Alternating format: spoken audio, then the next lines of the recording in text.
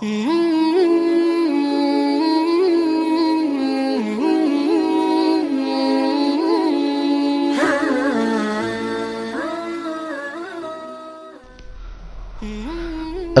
علیکم ورحمۃ اللہ وبرکاتہ۔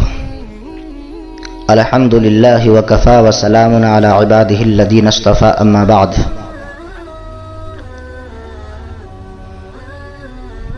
رمضان کا مقدس مہینہ آ چکا ہے اور اس مہینے میں مسلمانان عالم میں عبادات کا ذوق اور شوق بہت زیادہ بڑھ جاتا ہے۔ بہت سے مسلمان ایسے ہیں جو اور دنوں میں اور مہینوں میں صرف جمعہ کی پابندی کر پاتے ہیں، لیکن اس مہینے میں آسانی سے 5 وقتہ نماز پڑھ لیتے ہیں۔ رمضان کے مہینے میں 5 وقتہ نماز کے ساتھ ایک اور نماز بھی ہے جسے ہم تراویح کی نماز کہتے ہیں۔ تو آئیے ہم جانتے ہیں کہ تراویح کی نماز کیا ہے، اس کا حکم کیا ہے، اس کا وقت کیا ہے، اس کا طریقہ کیا ہے۔ رمضان کے مہینے میں عشاء کی فرض اور سنت کے بعد وتر سے پہلے جو 20 رکعت نماز پڑھی جاتی ہے اسے تراویح کی نماز کہتے ہیں۔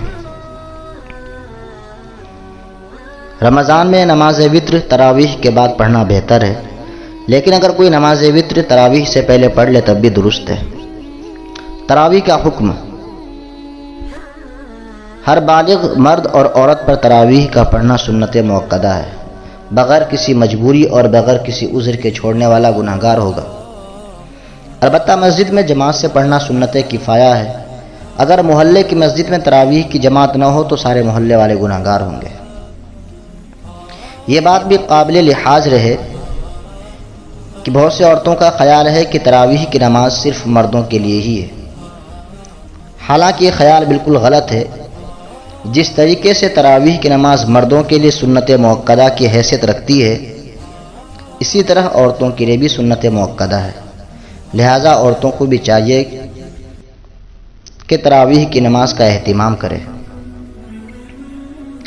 تراویح کا وقت: جس رات رمضان کا چاند نظر آ جائے اسی رات سے تراویح کی نماز شروع ہو جاتی ہے اور عید کا چاند نظر آنے تک پڑھی جاتی ہے، اور تراویح کا وقت عشاء کے بعد سے صبح صادق تک ہے۔ تراویح کا طریقہ: عشاء کی فرض اور سنت پڑھنے کے بعد تراویح کی نیت سے 2 رکعت کر کے 10 سلاموں سے 20 رکعتیں پڑھیں اور ہر 4 رکعت کے بعد تھوڑی دیر وقفہ کریں، یعنی ٹھہریں۔ اس وقفے کو ترویحہ کہتے ہیں۔ ترویحہ کے معنی آرام کرنا ہوتا ہے۔ بہتر یہ ہے کہ اس وقفے میں تسبیح، ذکر و اذکار وغیرہ میں مشغول رہوں۔ تراویح میں 1 مرتبہ ختم قرآن سنت ہے اور 1 مرتبہ سے زیادہ ختم کرنا مستحب ہے۔ یہ بات بھی یاد رہے کہ تراویح میں ختم قرآن ایک الگ سنت ہے اور مکمل رمضان تراویح کی نماز ادا کرنا ایک الگ سنت ہے۔ بہت سے علاقے میں اور بہت سی مساجد میں 10 دن، 15 دن یا 20 دن میں تراویح کی نماز ختم ہو جاتی ہے، اس کے بعد لوگ تراویح کی نماز ادا نہیں کرتے۔ حالانکہ بالکل غلط ہے۔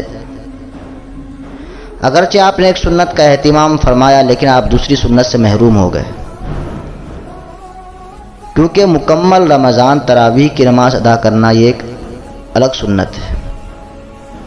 لہذا ختم قرآن کے بعد بھی رمضان کے مہینے کے آخر تک تراویح کی نماز کا اہتمام کرنا چاہیے۔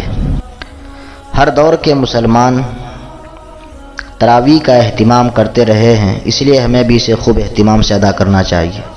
رمضان کی راتیں نہایت قیمتی ہوتی ہیں، اس میں جتنی بھی عبادات کی جائے کم ہے۔ نبی پاک صلی اللہ علیہ وسلم، صحابہ کرام اور صحابیات رات بھر عبادتوں میں مشغول رہتے تھے۔